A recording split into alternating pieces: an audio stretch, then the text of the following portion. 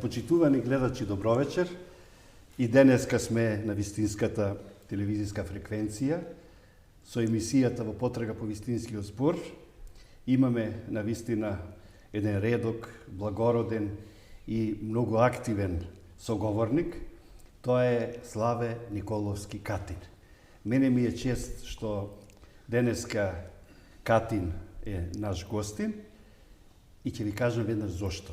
Затоа што ретки се ваквите автори како него, јас обично нив ги нарекувам трудбеници. Трудбеници во вистинска смисла на зборот, бидејќи тие веќе имаат многу сериозен опус. Во случајов, Слава Николовски Катин веќе има публикувано, објавено 62 книги и над 5000 текстови. Јас му честитам за овој многу сериозен авторски влог и веднаш сакам да му посакаме добре дојде и да се вратиме во неговите почетоци, во неговото родно Љубојно. Катин, вие сте од Љубојно Долна Преспа. Јас лично не сум бил таму, меѓутоа тие што биле велат дека е тоа едно прекрасно печалбарско село. И знам дека денес почесто вие заедно со семејството се навраќате таму и дека таму имате и библиотека со над 4000 книги. Ајде малку за Љубојно на почетокот. Прво да се заблагодарам Христо на поканата, да се заблагодарам на оваа убава телевизија, што имам чест да и јас се представам пред публиката. Навистина е гордост и чест да се биде на ваква телевизија, особено со тебе како мој драг пријател. Драг ми. Ти рече дека јас сум од Љубојно, иначе, нако се да кажам дека Љубојно во минатото беше ни село, ни град. Тоа е централно место во Долна Преспа. Повеќе град отколку село. Да, сега не е ни село. Се селија сите, бидејќи само во Детройт има 180 семејства, а во Торонто има 70. Но Љубојно е едно прекрасно место, од кое печалбарството го испразни. Во минатото сме имале, било централно училиште во Љубојно за сите села околни и сме били негде до 600 ученици во училиштето. Браво. А сега 6. Трагедија, за жал. Тоа е вистината. Љубојно е село во кое има 9 цркви и 3 параклиси. Така. Во него имало во минатото повеќе продавници, воденици 7 и други пропратни, да речам, дуќани за луѓето. И најверојатно имало и некоја меана, нешто Меани слично. и сега има. Сега има 2. Едната работи, другата не работи. Катин, Љубојно е гранично место? Па, на граница е Долно Дупени. Ние сме 5 километри од 5 километри од границата, добро. Меѓутоа, знаеш, Христо, извини на Ако, да, ние се знаеме одамна. Тој дел од Преспа е исти како делот во егејскиот дел на Македонија. И многу се земале, се давале, контактите биле големи и сега ќе најдете, да речем, во Љубојно има 10 семејства од егејскиот дел кои направиле куќи и се во Љубојно. И ајде, кога сме веќе кај Љубојно, вие од Љубојно потоа, таму завршувате основно училиште, потоа доаѓате во Скопје завршувате средно училиште. Така. Што значеше Скопје за вас наспроти Љубојно? Наспроти таа од една страна природа, овде еден урбан амбиент и еден различен живот. Сепак таму колку толку селски, а овдека градски живот. Во кој училиште овде се запишавте и продолживте? Цветковски. Во Здравко Цветковски. Да. Инаку, гледајте, доаѓањето мое во во Скопје беше да видам во музичко училиште да се запишам, така. а не во техничко. Така. Значи имавте афинитети за По музиката. тоа време свирав на хармоника. Хармоника. Мојот дедо од Америка имаше донесено, имаше Да, хармоника. интересно. Меѓутоа се запиша во средно И техничко. не продолживте со свирење, со музика, не. Додека бев како ученик. Како ученик. И- И добро, завршувате средно училиште во Скопје Во Скопје. и потоа продолжувате во Во Белград. Белград, да. 2 години виша геодетска школа. Да. Тука бе во средно техничко училиште геодетски одсек. Да, да. Во тоа време бевме многу ученици во тоа училиште, сега е изравнето Да. зградата. Во Белград бев 2 години и во тој период отидов за прв пат 65-та година да го посетам мојот дедо во Америка. Отидовте во Америка и таму во Канада продолжувате после со образованието. Првиот пат отидов Отидовте така, во Америка, на престој во Америка. да го добро. посетам дедо ми. Дедо ми Добре. беше отиден во 1919 година во Америка, меѓу првите Меѓу првите. од преспа. И еден месец седев таму, се вратив назад. Другата година, 66 отидов во Канада кај моите родители. Моите родители печаласка, за жал, Да, семејство, тие беа 55 години во Канада, но дојдоа во Македонија да умрат. А тука дојде да се врати. Интересно. И отидов во Канада, се запиша на Торонто University. Канада плаќаше првата година на универзитетот, меѓутоа втората требаше добри пари да се платат. Така. И јас останав тако што 2 години бев и новинар тога и уредував еден вестник за црквата. Да. И бев секретар на црквата Свети Климент Охридски и така. И благодарење на нашиот амбасадор покоен, Бог да го прости, Митко Чаловски, кој многу се гриеше за мене, тој ме испрати да се вратам назад. Јас добив стипендија од Матицата на иселениците од Македонија и тој го заврши филозофскиот факултет. На која група се извинувам? Англиски, германски, македонски. Англиски, така. И по завршувањето на факултетот, моите родители има стан во Охрид. И затоа не случајно мене ме викаат Катин е преспенец, Што кој живее живее и работел во Охрид. Охрид и живее во Скопје и во Торонто. Да. На повеќе дестинации. Да. И Охрид, јас многу го сакам, морам да признам. Тога имаше, тој ме земаја од, имаше еден договор со американците, со Смитсоновата фондација, и ме земаја во Охрид како преведувач. Во хидробиолошкиот завод. Хидробиолошки завод, да. Како преведувач и член на научниот совет бев. Таму останав 4 години во заводот. И всушност таму ја отпочна мојата, да речем, публицистичка дејност. Да. Во заводот преведев доста научни трудови од македонски на англиски, од англиски на македонски. И една дисертација на доктор Милчо Точко за рибите во Охридското езеро ја преведев од Тој имаше македонски на врска англиски. со Иван Точко? Или од фамилија? Тие се поширока Повеќе фамилија, поширока да. фамилија. Добро. Во тоа време имаше видни доктори на науки во Хидробиолошкиот завод и јас останав до 4 години, потоа ме земаја да бидам во Матицата на иселениците. Пред да дојдеме до Матица, само едно подпрашање.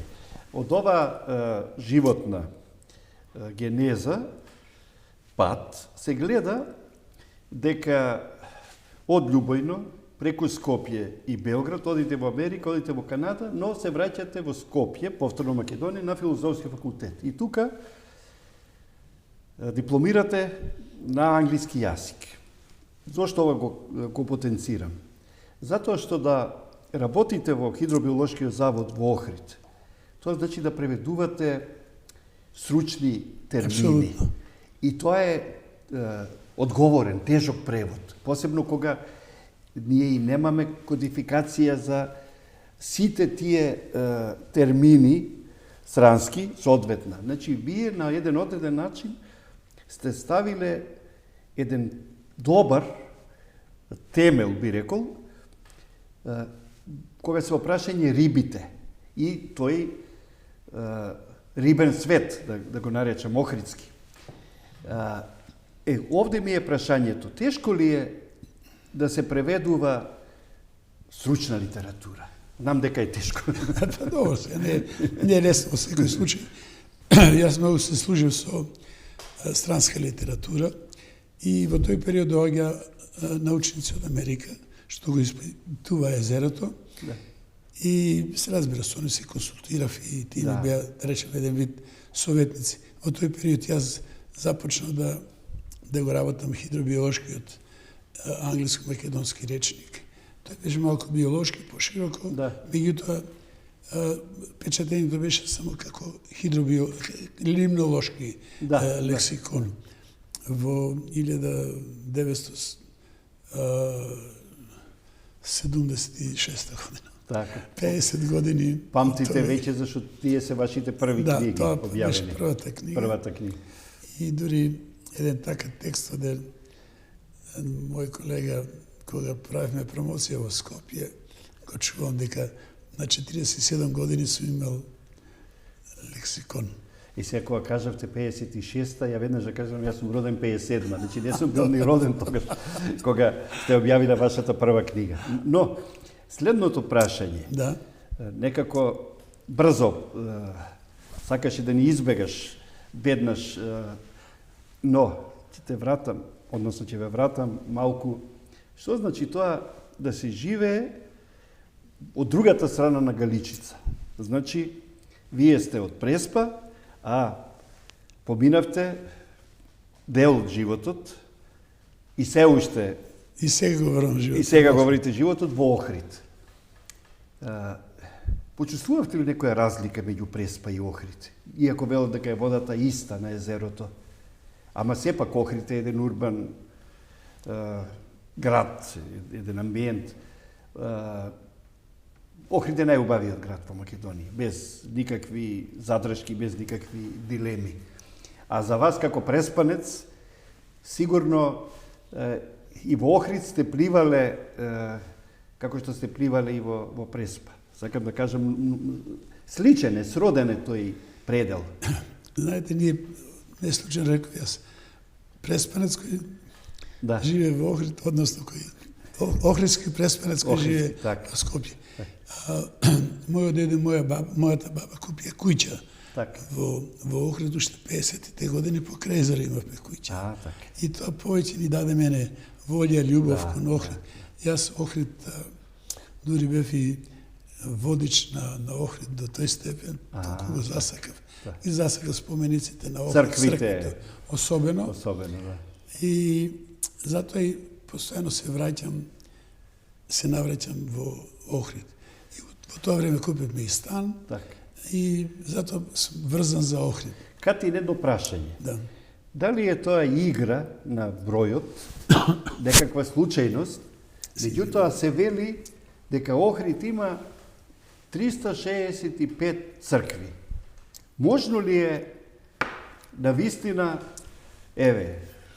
игра на случајот, на судбината, толку колку што има денови во годината, да има цркви, односно верски објекти, светилишта во Охрид? Добро, сега нема 360, но имал Охрид 360. Знаете, јас имам еден текст, сега го споменам, Охрид е како Ерусалим во Израел. Место не само за Македонија, него многу поширок. Многу пошироко до Москва се разбира. И Киев и Москва. Во Охрид има толку многу споменици кои навистина заслужуваат внимание. И морам да признам дека народот, државата, македонскиот народ се погрижили за Охрид тоа се да се зачува. Да се зачува, да обстои. Да обстои и да се покаже на светот, што е многу значајно. Мене Охрид ме поврзува не само како езерото, ме поврзува што во Охрид ја најдов едно моје богатство во душата. Јас добив инспирации во Охрид. И за пишување и за живот. Имаше еден израз од Бог да ја прости мојата мајка.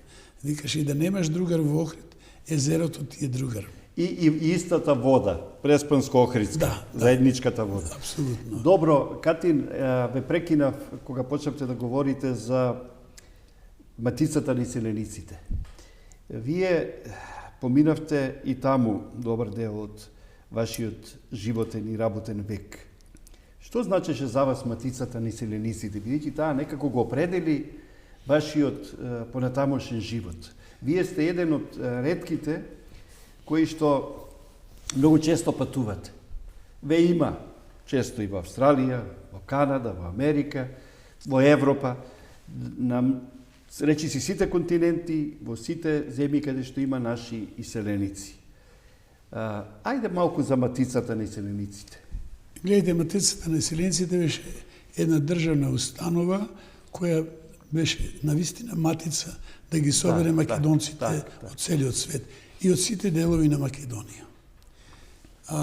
Јас во матицата дојдов кога беше председател Томе Буклевски, па потоа Димче Мире, и јас го заменив Димче Мире во фондацијата Атанас Близнаков.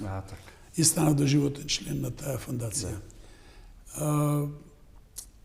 Матицата беше една навистина установа која ги собираше сите луѓе и вратите беа отворени 24 часа за сите.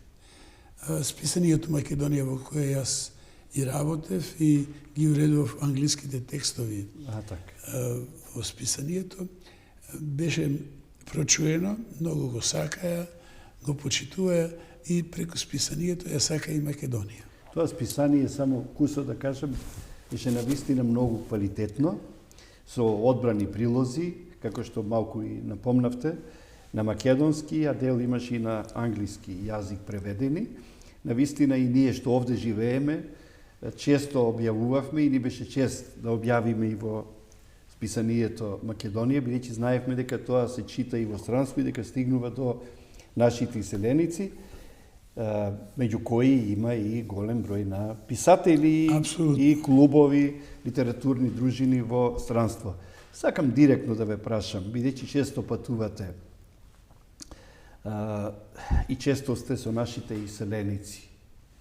Постои ли опасност и нашите иселеници да го заборават македонскиот јазик, посебно таму каде што нема училишта, каде што не се учи, каде што е тоа препуштено на самите семејства, факултативно, лично да им пренесат на нивните синови, ќерки или внучиња. И уште едно прашање, дали како вашиот татко и мајка што се вратиле и како што рековте тука да умрат, дали тој број на иселеници што сакаат да се вратат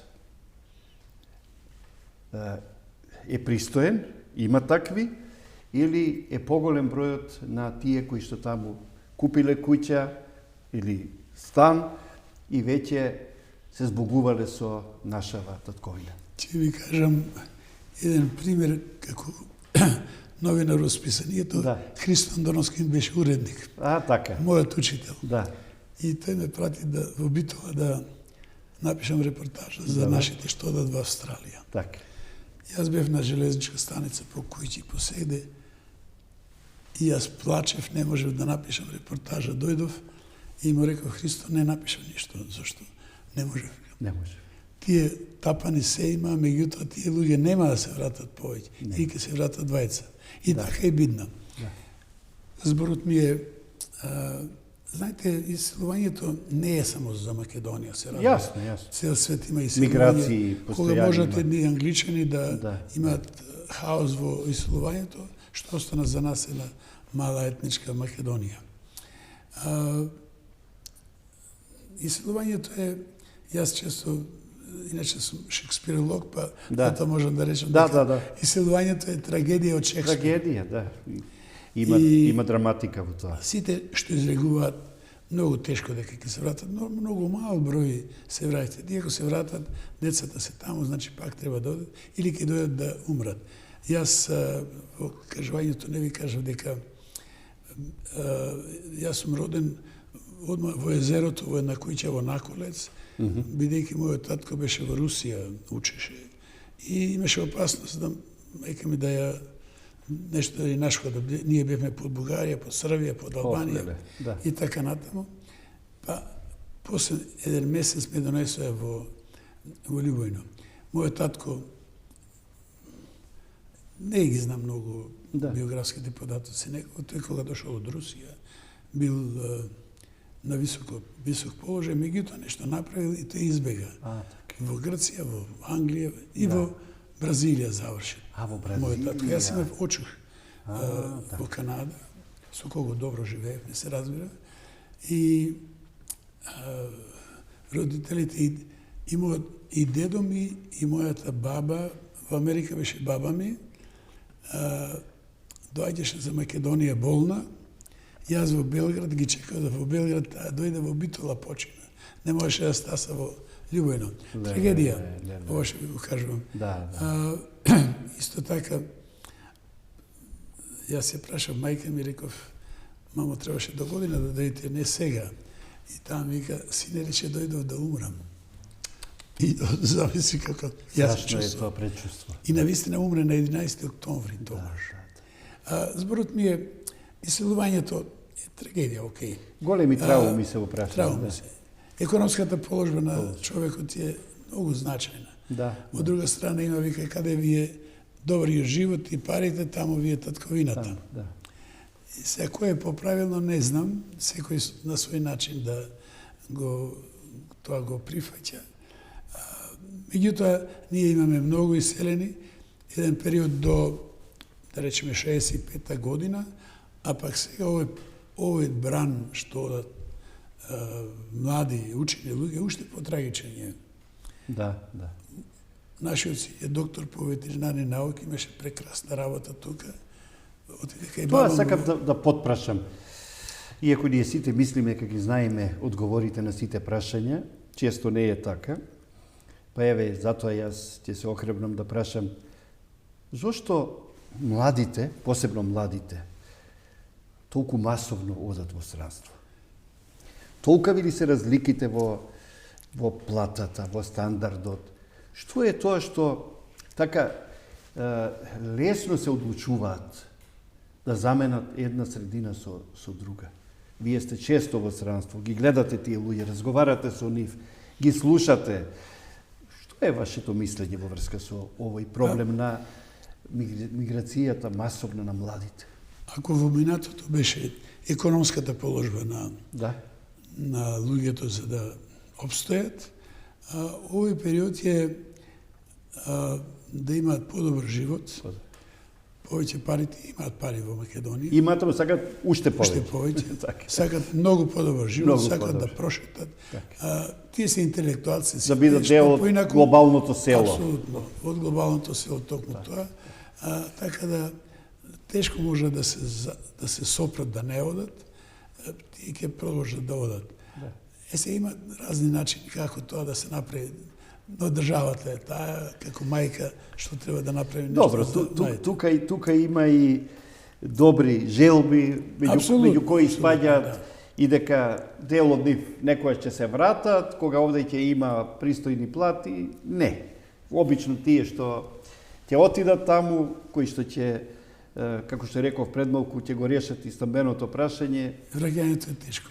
Тешко е да се вратат, посебно и нивните деца, ако таму ги запишат во градинки и во училишта на друг јазик. Значи, тоа е таа македонска голгота, македонска судбина. Но, поврзано со иселеништвото, беше и вашето работно место во заедницата за верски прашања. Вие поминавте повеќе 9 години. 9 години, јас се сеќавам на тој период, бевте мощно активен. Како стојат работите со црквите, со верските објекти на македонците во странство?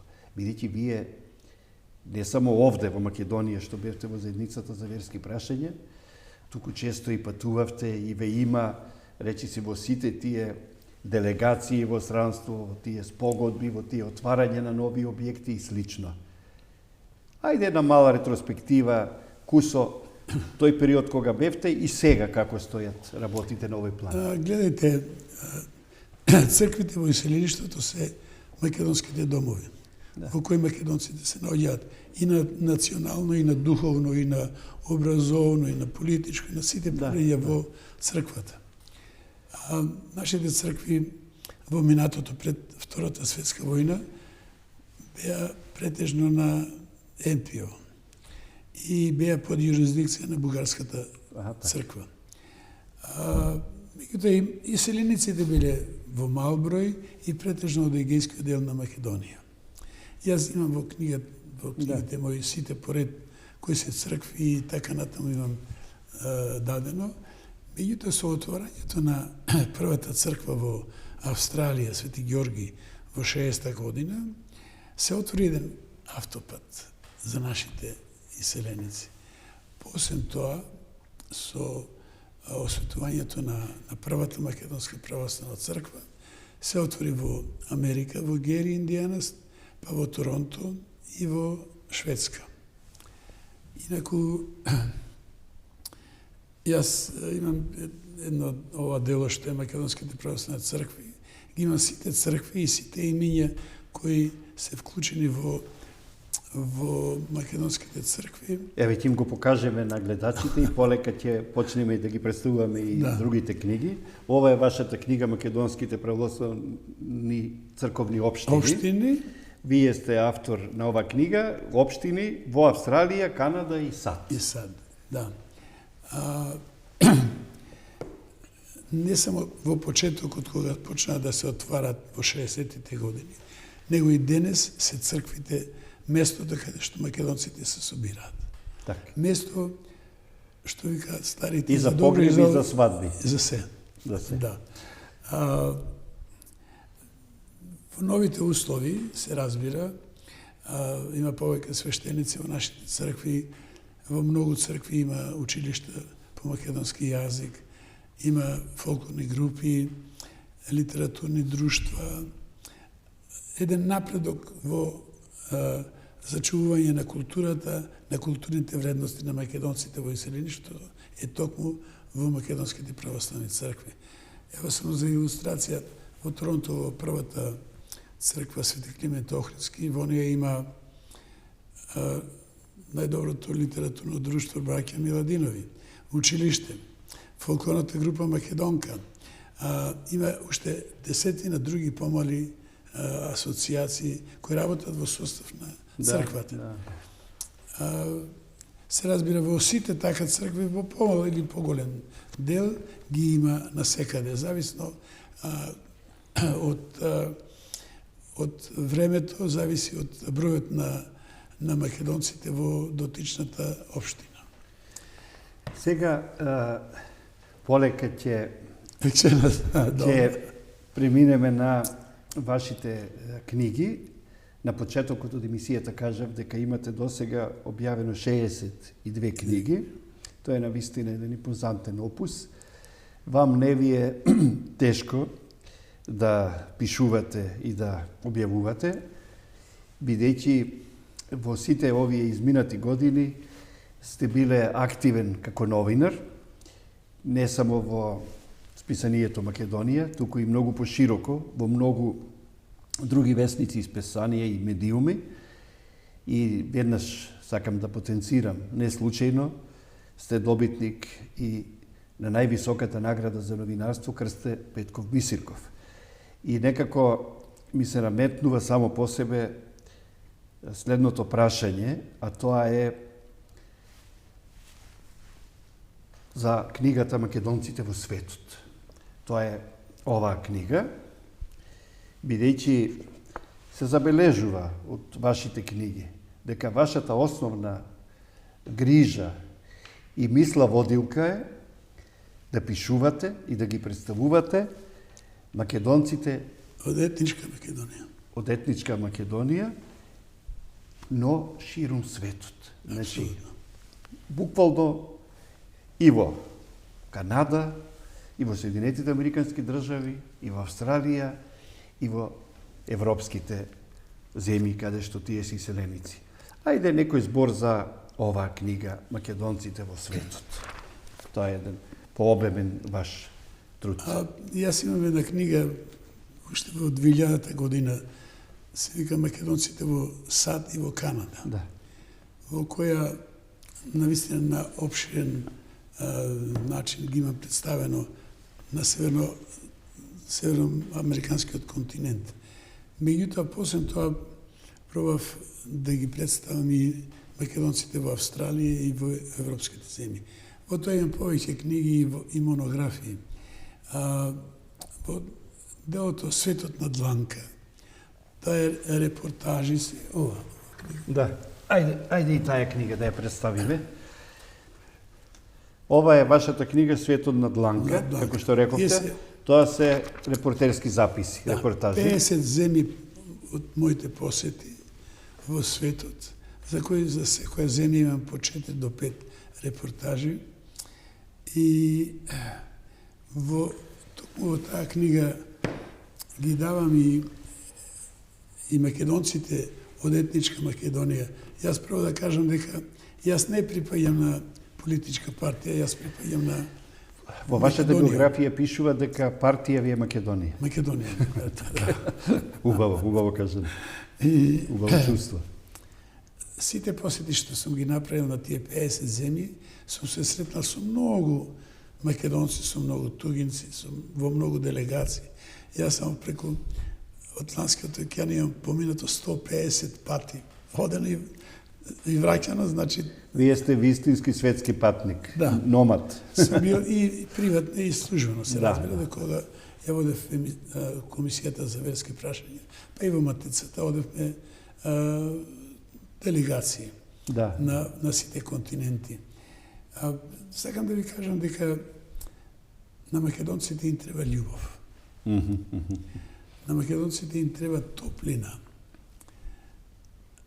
Тие ја сакаат, многу од нив, јас заклучив дека тој живее, да речеме, во Америка, но со телото, со духот е во Македонија. Со нозете е тук.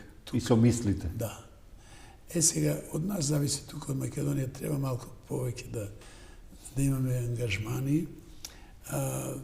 Штета е што нема некој министерство за иселеништвото, па и други установи што ќе ги собира нашите да доаѓаат во Македонија. На крајот краиштата јас имам повеќе луѓе кои инвестирале во Македонија и кои сакале да инвестираат. Јас сум автор на 20 монографии, од кои 6 души се од Соединетите држави, 3 се од Канада, 20 од Австралија, тука. Сите тие сакале да инвестираат. За илустрација ќе кажам јас, еве еден мој добар пријател Стив Плјакас, кој ги финансираше Олимписките игри наши во Атина и во Кина, тој сакаше да инвестира во Македонија.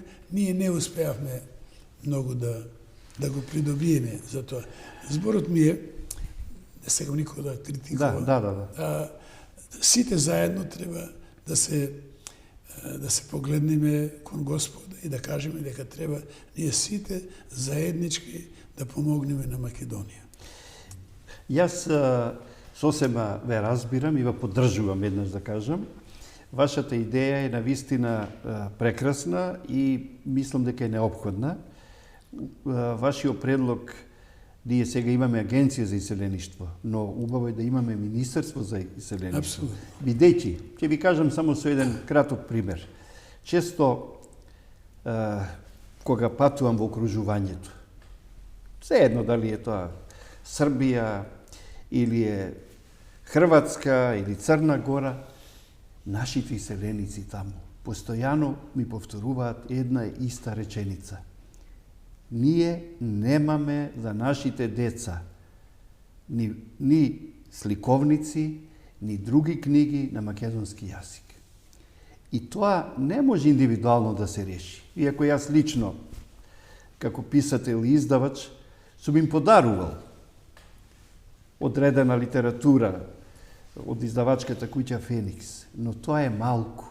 Мислам дека треба една државна грижа, една државна поставеност и еден систем за сите наши иселеници, бидејќи, убаво рековте, таму се и нашите сограѓани, нашите инвеститори. И ние тоа прашање е колку добро сме го искористиле. Но, дека имаме нешто на тој план направено, еве, сведочи оваа книга од монографија за Ѓорѓија Ѓорđ Атанасовски. Вие сте автор. Овој човек е еден од тие наши иселеници, кои што во неговиот роден Прилеп инвестира, и не само во Прилеп, вложува и овде во Скопје, преку неговата телевизија, претходно преку неговиот весник.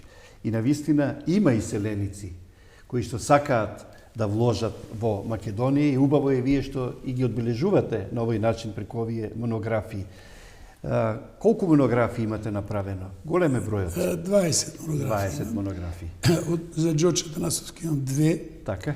Прво и второ издание. Се извинам нешто. Не, добро. Зимски период. Инаку Ѓорđ Атанасовски е најголем инвеститор во Македонија. Така. Тој има инвестирано околу 18 милиони долари во Македонија. Браво. Но времињата се менуваат, условите исто така се менуваат. Она што го рековте, дека треба поголема грижа за државна, апсолутно државна. Јас ги истражував, да речеме, и од Шкотска, и од Англија, и од Германија, колку тие се грижат за своите надвор. Да. Ние во минатото, кажам, сме имале лекторат во Детройт, во Торонто. Ги нема сега. Да. Имаме во Австралија 2, едниот во Сиднеј е останат и не знам дали Чашуле во пензија отиде или не. Неверојатно отиде. Дали е овај лекторатот дали работи. Да. Ние сме имале во Европа во сите градови. Да не ги споменувам. Да. Сега немаме. Имавме проблем со лекторатот во Тирана, да не зборуваме. Добро е сега повторно тоа се отвори. Меѓутоа ние сме имали во Советскиот сојуз, во Украина, во сите земји. Така може да се зачува македонскиот јазик, македонската култура, духовното живење на македонците. Инаку, знаете, не е доволно. Книгата е книга, некој ќе прочита, некој ќе најде на интернет, што сака ќе види. Што не сака, нема да види. Веднаш само да кажам, да не заборавам.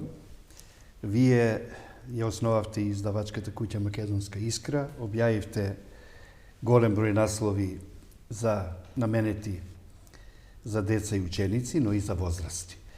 Ама кога веќе представивме дел од овие книги, редно е да ги представиме и другите книги кои што ни ги донесовте. Овде е вашата книга Огледало. Огледало. Што е? Ова Огледало е последната книга моја. Да? Не ја пишав додека бев на болница во Канада. Така, може да замислите. Всушност, наградата од Обединетата македонска диаспора требаше да ми ја дадат во јули ланска година. Да. Истиот ден тие кога ми ја дадат во Скопје, јас бев во болница во Торонто. Леле. И нашата керка дојде од Рим за да ја прими награда. Во чест на таа награда Огледало, јас ја напишав таа книга. Инаку добитници на тоа Огледало или на нашето животно постигнување од Македонија Киро Глигоров како председател и јас сега. Браво. Има од Америка Битов и неколку богати луѓе. Познати. Од Австралија еден има. Огледало ми, така ми даде една силна волја. Јас сакам да кажам дека Обединетата македонска диаспора од Вашингтон е многу значајна установа, која навистина се бори за македонците си широм светот. Таа има своји представници на секаде во светот, во Австралија, тука во Македонија, во Европа, во Канада и така натаму. Сето тоа прави да ги зближи македонците. Нема политика, веднаш да кажам.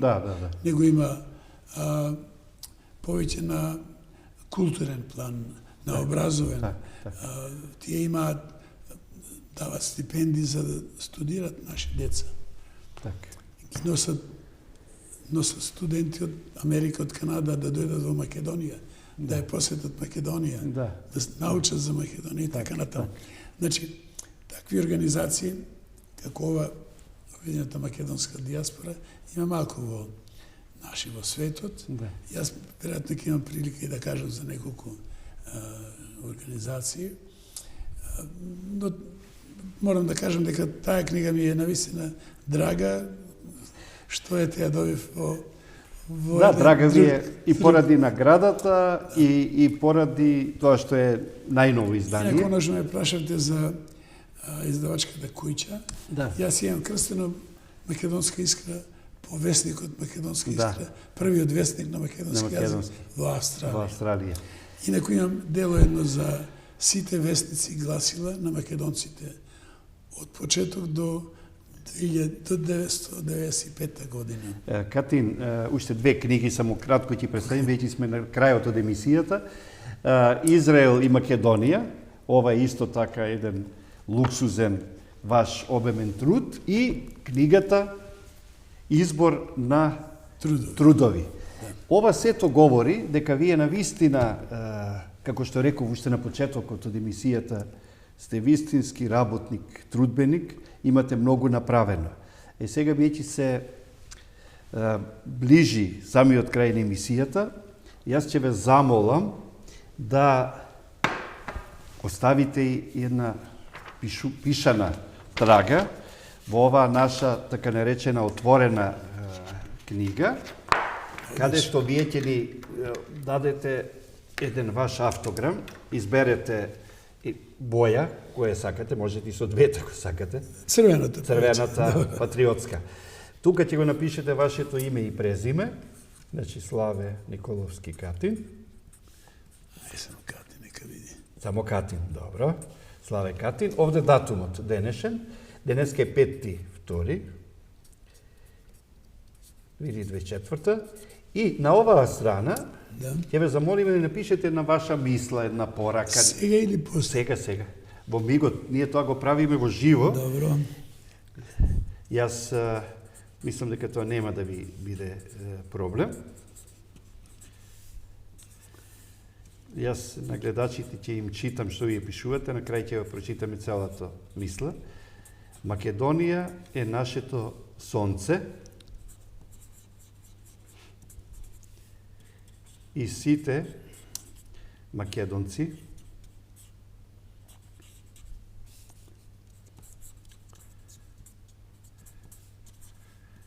каде и да се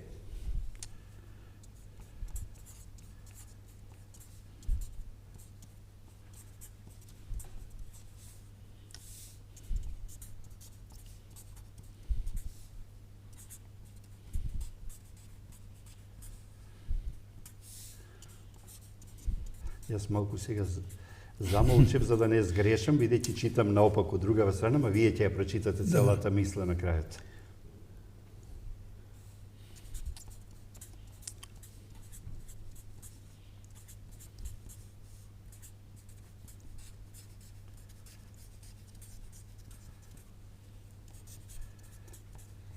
Еве полека се испишува не е само една мисла, туку една порака.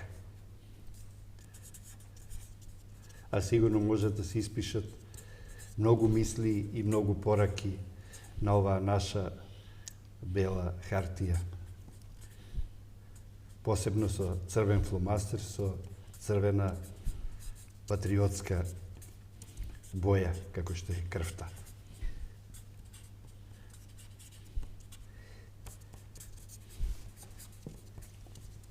Ајде, Славе, прочитајте оваа ваша Македонија е нашето сонце. Добро. И сите македонци каде да се порачувам, да се сакаат, да ја сакаат Македонија, да се сакаат себе си, меѓу себе, зашто Господ ќе ни ја чува Македонија. Амин. Амин, ви благодарам и еве како што е обичај со рака да ви честитам за се досега што имате направено и продолжете и понатаму во наводници, да крварите за Македонија, да создавате нови дела и да се гледаме само за вакви убави